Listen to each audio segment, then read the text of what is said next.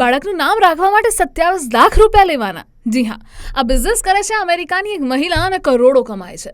સેન ફ્રાન્સિસ્કોની રહેવાસી ટેલર હમ્ફ્ર નામની આ મહિલા છે. જનરલી નાના બાળકનું નામ ભારતના લોકો ઘરમાં જ ડિસાઇડ કરી લેતા હોય છે, ઘરના લોકો દ્વારા જ. પણ અમેરિકાની આ મહિલાએ નામ સજેસ્ટ કરે છે અને 27 લાખ રૂપિયા સુધીની કિંમત લે છે. તેના ઘરની બહાર લાંબી લાઈનો લાગે છે.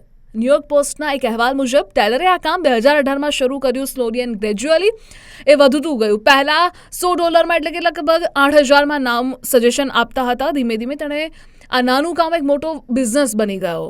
તેમનું પેકેજ $200 એટલે કે લગભગ 17,000થી શરૂ થાય છે અને $30,000 એટલે કે 27 લાખ સુધી પહોંચે છે.